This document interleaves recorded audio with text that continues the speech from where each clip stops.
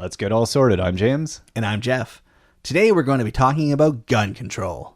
Tiny plastic gun control.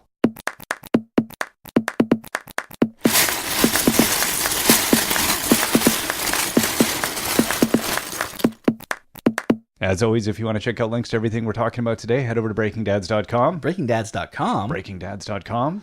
You can leave us comments there or find us on Twitter. I'm at stillsorting. Lies, all lies. Make sure you also check out our Lego reviews videos on YouTube or on our website. We post them and all the other good stuff we put there.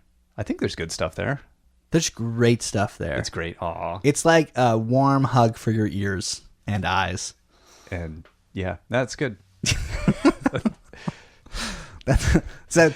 I think we might cover anything else. I was like, no, that covers everything. We might not go with that as our new slogan, actually, when I hear it out loud. Hugs for your eyes and ears. Who wouldn't want an ear hug? Anyway, moving on. What are we talking about this week? Today we're talking about something very serious because, as everyone knows, Lego does not make weapons.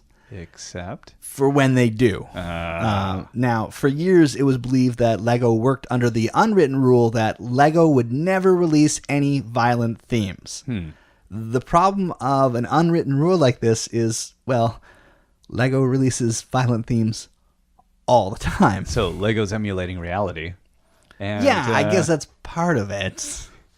I mean, way back in 1978, Lego brought us the castle theme. And with it, the first Lego weapons. The axe, or halberd. Well, you got to call it that. Yeah. It would appear in 116 sets over its time. That's pretty good. Yeah. The short sword, which is a very different thing. No, that's the not short good. sword would get upgraded twice to become a better short sword. And it would appear in 157 sets. Hardly any at all. Yes. And then the lance, which is the most castly of castle Almost weapons. unused entirely.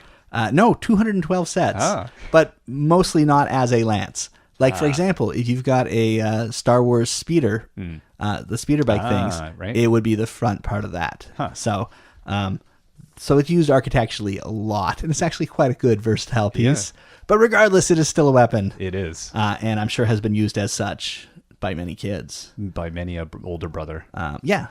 And then even if you look at Lego Space, which came out in 1978, they have the mobile rocket launcher, which I think you said you had this set as a kid. This is one of the few Lego sets I had as a kid. Yeah. I saw the picture and I was like, that's the set. I couldn't remember what it was.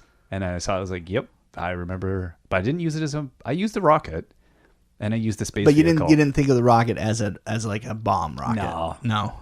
You were too pacifisty. Although maybe because you were just bored with Lego Space because you didn't even like Lego Space as a theme anyway. No. Well, this is 78, man. This is. So a week later, you're still wrong. This is good Lego Space.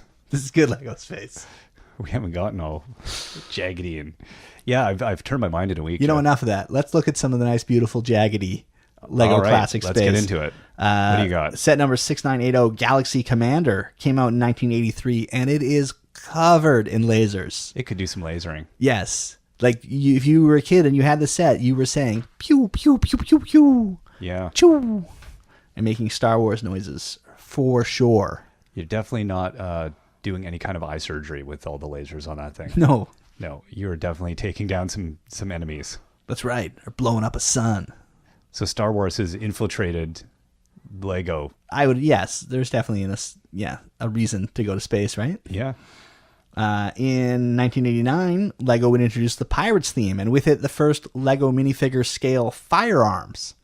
So they gave us a flint musket, which looks like a gun to me, and it would appear in 78 sets, and of course the flintlock pistol, which would appear in 91 sets. So there's a lot of historical recreationist Lego people who must have been like really happy when I would imagine, yes, because they're like, finally I can do the sets I've been wanting to do, yes, or the dioramas or whatever.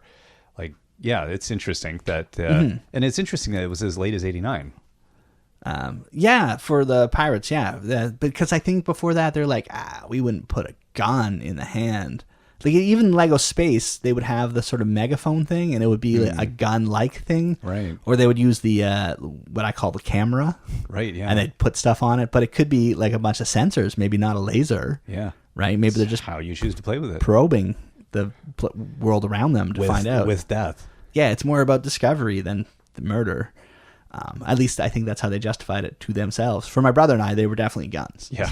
They were most certainly guns, or bazookas, or whatever we needed it to be at the time. But still, in the face of these violent themes, people would say, okay, Lego makes some violent themes, but these are pure fantasy themes. Lego would never make any modern weapons. No, absolutely. No, they stopped at the musket and pistol. That's right. Except they didn't. Oh. In 1996, Lego released a Western theme, and as we already dealt with the racial issues this theme raised back in our Lego Noses episode, they also included a couple weapons that are still in use today. You get a revolver. Almost never seen. Yes. They definitely exist. They're definitely around. And importantly, you might sometimes see or hear about them on the news. And there's only how many sets? Only 101 sets had this revolver. Drop in the bucket. Yeah, nothing. And then a rifle, a modern-looking rifle, which has in 74 sets. Now, still some would say, hey, man, because I think that's how they talk. Hey, man, these are still classic weapons in a classic Western setting. They don't look anything like modern weapons. Right. Okay, I can see some of a point there. However, some of the Star Wars guns start to look a lot like modern weapons. Right. Now, these are all going to be terribly named because Star Wars weapons don't have names, or at least that I'm aware of. Because Lego. Yeah. So we get a gun, blaster, long, Star Wars. And that is appears in 53 sets. That's your classic Star Wars longer. We'll put links to all these. Yes. You get your gun, blaster, short Star Wars. That appeared in 133 sets. So that's your handheld blaster. And then the gun, blaster, small DC-17 Star Wars, which only appeared in 11 sets, but looks really, really, really like a modern gun to me. And then the gun, blaster, small Star Wars, which appeared in 60 sets. So to me, are these the ones that look like Uzis and like handguns with scopes? Getting there. They're getting there. To me, they look like modern military weapons. Now, I should preface this with the fact Which that came first, chicken or the egg? Yeah, I think that's a good question. Are the Star Wars guns looking like modern guns because they're influenced by guns, or are modern guns looking like Star Wars guns because they're influenced? I think by this time period, modern guns already started looking like this stuff. Yeah. Yeah, they definitely don't look like they did even in the first Gulf War. There's a weird... Modern guns have a weird futuristic look to them. They've gone very plasticky. Yes. And again, I should preface this by saying that I am not a gun guy by any stretch of the imagination. What? Even though we live up in the Canada where we have 50,000 guns per capita up here, I think. It's close to that. Yeah. We have a lot of guns in Canada, but yet I've never actually seen a gun in real life. No, you live in a city. That's right. Why would you need one? That's a good point. Okay, now I can again hear people saying, okay, but Star Wars is is as fantasy a setting as it gets. I wouldn't call those modern weapons. Well, okay, fine. The last three firearms on my list appear to be modeled after modern weapons to me. All right, what are these coming from? You get the pistol, automatic, medium barrel from the Indiana Jones sets. Okay. And that looks like they took a gun out of the movie and made it. Yeah, how could you not? It's Yes. Indiana Jones. He has a whip too. So that's looking pretty gunny to me. Yeah, I'm sure that was snapped up. There's the gun, two-barrel pistol, which appears in 76 sets after only 4 years. Whoa. Yes. So it's quite prevalent. Yeah. And they do like to build bigger guns out of that and the binoculars and a bunch of other clippy things on it. And so you can turn this pistol into a rifle pretty quickly with some easy pieces that are around. Again, it looks like a modern handgun to me. Yeah. And then the gun, blaster with clip, which is only in 16 sets. But I don't know. To me, it seems like Lego has produced a lot of weapons. In fact, they've produced 142 different minifigure weapons. That's a lot for something that Lego doesn't do. I get the sense that there's this this disconnect between like their idea is that they're not intentionally producing weapon sets, but when they have a license or a thematic thing, there's Right. some pressure on them to do it. Like when they did the Indiana Jones license or Star Wars license, I think there's probably difficulties or pressures from the outside groups that would have been like, well, you have to include like Indiana Jones without the pistol. That removes scenes from the movie. Exactly. Or if you have, Yeah, stormtroopers running around without rifles. Like, how are they going to miss hitting the heroes yeah, if they don't have rifles? exactly. So there's Lego's kind of between a brick and another brick in trying to decide what to do with that. Like, how do you deal with the IP, of another company and be true to it without also, wrecking your own promise to yourselves and your consumers? I don't think they can. And that's part of the problem. They have put all of these weapons in what has to be called fantasy sets. Like even Indiana Jones, it's taking place during World War II. Wow, it's quote unquote fantasy sets, but but they are part of a fictional world. Yeah. So you can argue it off that way for sure. I think they'd be shutting themselves off to almost all intellectual properties if they didn't deal in arms. For sure. That's one of the big problems, I think. I agree. And I think Lego sees that. They're like, okay, we make weapons. And I think most people would agree. Yeah, they make weapons. But we're not making a city pretty set obvious. with assault rifles and yeah, and I think that's important to them. That's their line. And the other thing is, the other line that people like Lego would never cross is they say, hey, Lego would never make a military set. No, they won't cross that line, right? Unless except 4 times. Right. They did it. They've made a Sopwith Camel, which is a World War I biplane flown by the British. That's right. They made it 3 times. They made in 2001, they had a Sopwith Camel set. And then 2012, they had an expert build Sopwith Camel set. And they also released a Sopwith Camel polybag. So a good, affordable, cheap Sopwith Camel. It is such an awesome biplane. It is. You know what? I'm really torn on this one because it's a gorgeous looking build. It does look like a piece of history. And also a sitting piece there. of killing machine. Well, that's the thing. The Sopwith Camel itself is credited with shooting down 1,294 enemy aircraft, more than any other Allied fighter during the, war it was involved in. That's not fantasy. This is a real machine from a real war responsible for thousands of deaths. So it's kind of like, would we make an electric chair Lego set? Exactly, and they never, ever would. No. So it's an interesting... Yeah, honoring a piece of, aeronautic history and honoring, it's a great design and a great piece of mechanics, but it's like, where is that line? Well, that's the thing. It's like, if you say that's the line, you can't, because you've already crossed it. So if you've made that, like, what's the difference between making that and making a tank from World War II? Exactly. There's no difference. Yeah. And yet they wouldn't.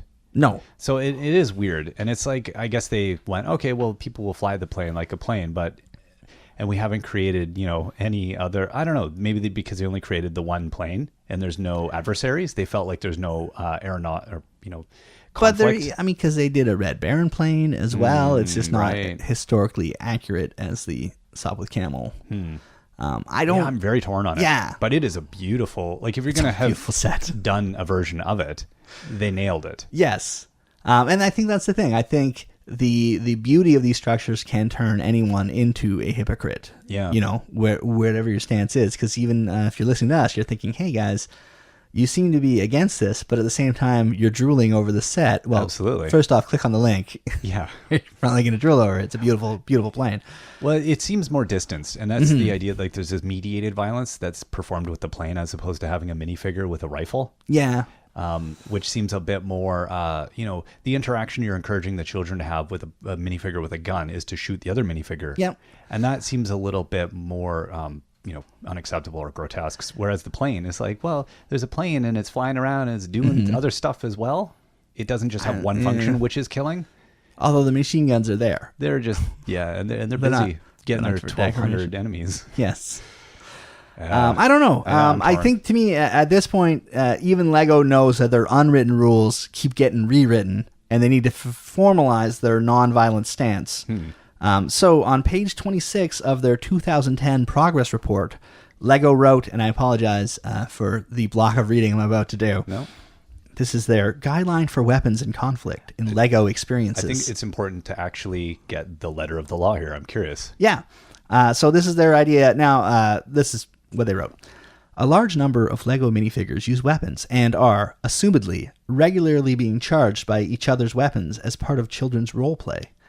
In the LEGO group, we acknowledge that conflict in play is especially prevalent among 4 to 9-year-old boys. An inner drive and need to experiment with their own aggressive feelings in order to learn about other people's aggressions exist in most children. This in turn enables them to handle and recognize conflict in non-play scenarios. As such, the LEGO group sees conflict play as perfectly acceptable and an integral part of children's development. We also acknowledge children's well-proven ability to tell play from reality.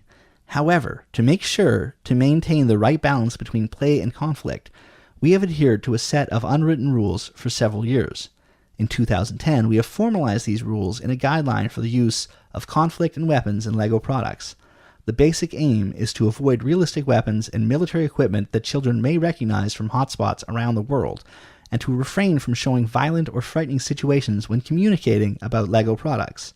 At the same time, the purpose is for the LEGO brand not to be associated with issues that glorify conflicts and unethical or harmful behavior.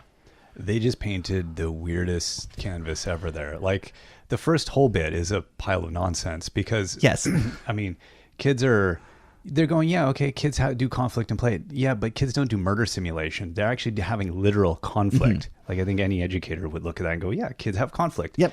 And they learn skills to work through conflict. That doesn't involve miniature guns. Yes. That's just called play. No, that to me is a they're bit taking of... conflict as a literal term. I think that's a bit of a going, hey guys, it's not our fault, right? Like, kids are going to do this no matter what. Yeah, that's lousy. Yeah. The second bit, it sounds like they're giving themselves a giant out.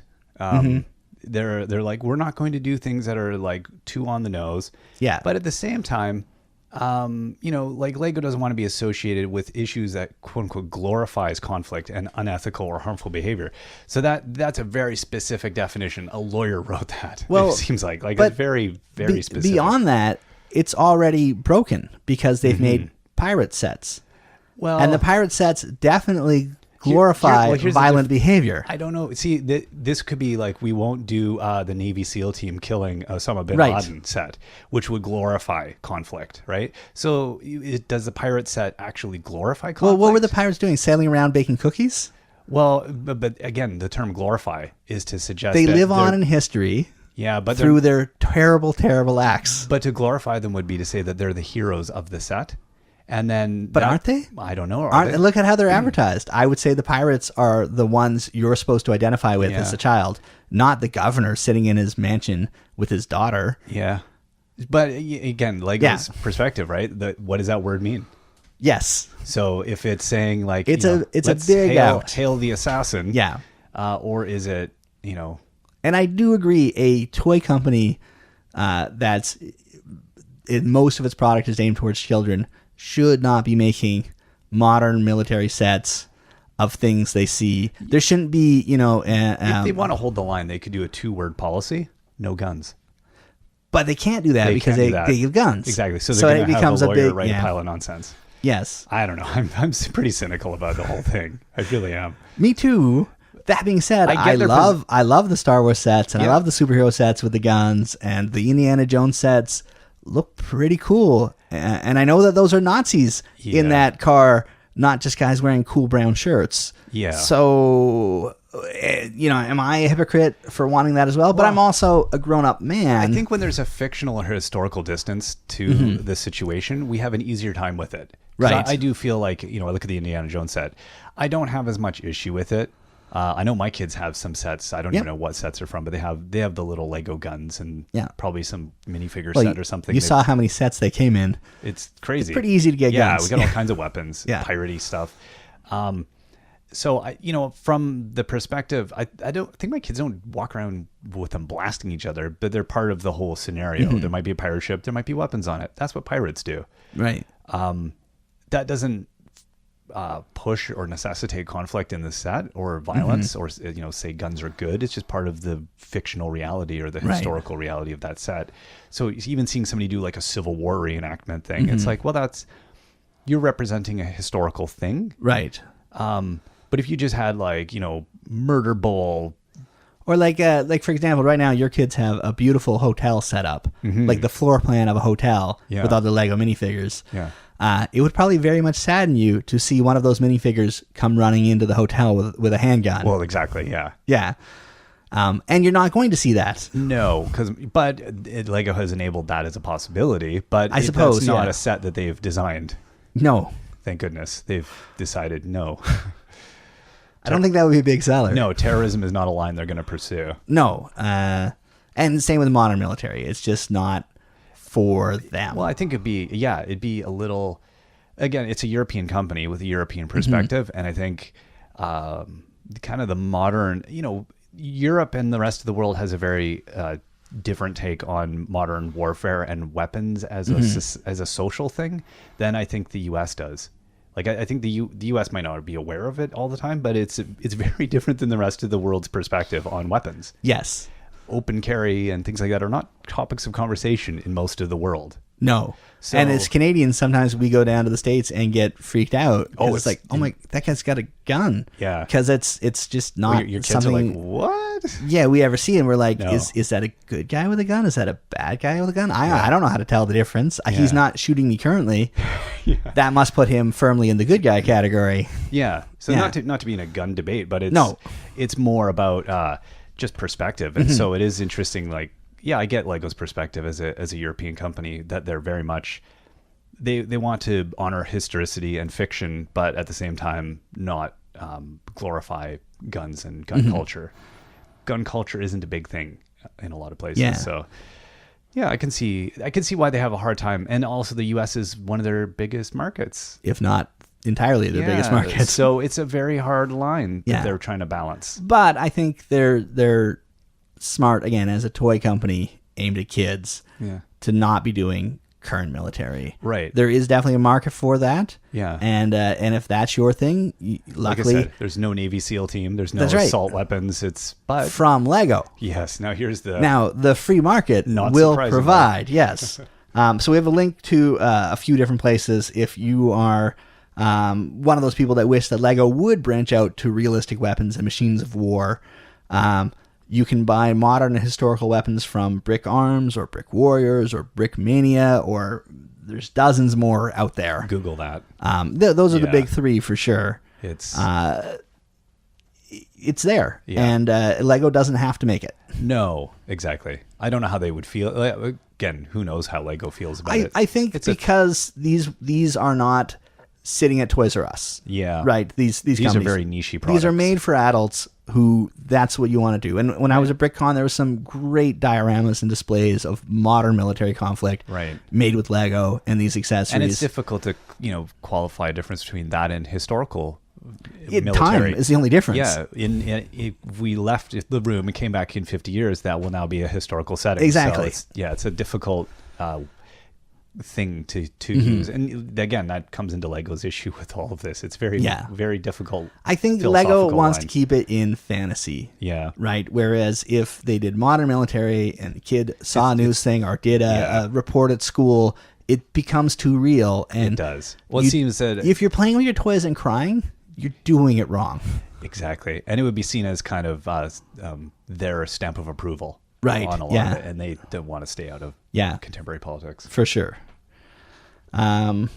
So I guess the question is Lego being hypocritical by denying the world realistic modern weapons of war while producing sets full of conflict? Would you like to see more weapons or less represented by Lego? Let us know. Again, leave us a comment on the website or hit me up on Twitter. I'm still at Still Sorting. Yeah, I think this is a great topic for conversation. Like, I'm really interested in hearing perspectives from around the world. Like, what do different countries? What's the take on this? Okay, we've given our bit. I think as Canadians, we have a unique take probably compared to some places. Every country is going to have their own ideas and perspectives, and I'd like to hear more about what people think on this. Very interested, so feel free to let us know. All right, until next time, I've been James. And I'm still Jeff.